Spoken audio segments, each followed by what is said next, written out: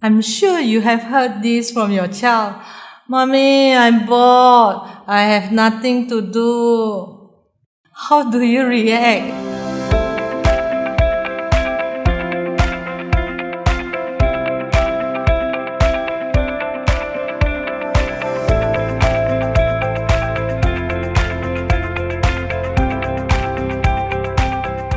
Hi everyone, I'm Miss Ho, founder of Alpha and Friends, and in today's video, I'm going to share on how to handle a bored child. Have you ever wondered if you should put down your task and go to your child when they grumble about being bored? Before you start to feel guilty, I had before, let's hear what the experts say about boredom. Boredom can be beneficial. They can get to daydream and be creative. Some children will be very resourceful by looking out for things to do, things that interest them and curb their boredom. For other children, we may then need to understand deeper why they are bored. Experts say when our children simply cannot find anything to do, first of all, it's usually because they are so used to screen entertainment and are not exposed to other ways of spending their free time.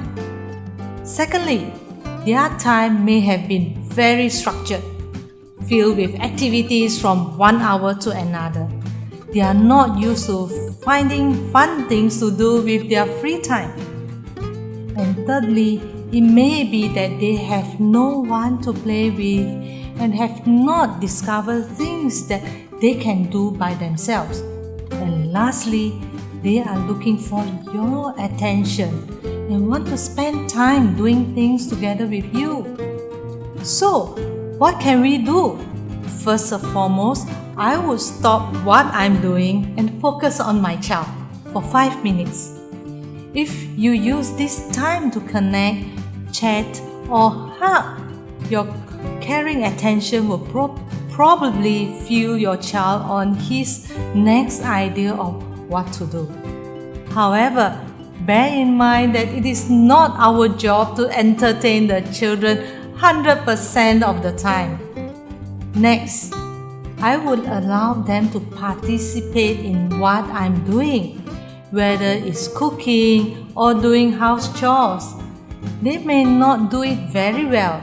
They may not be doing it as efficient as you, but you got to let them try.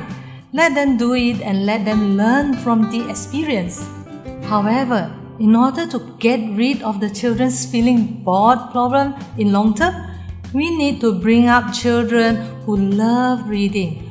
Once your child loves reading, we are winning this battle already. Imagine your home is surrounded by books and there is reading habit among the family members. Would your child not grow up to be an independent reader? Then imagine your home has many age-appropriate educational toys. What would happen? Your child will be so eager to play with them. You can also schedule suitable time to do it together. Children want to play and engage with us. If we allow that to happen, they won't be complaining about boredom and they may even forget about the gadgets. So, this is how to handle a bored child.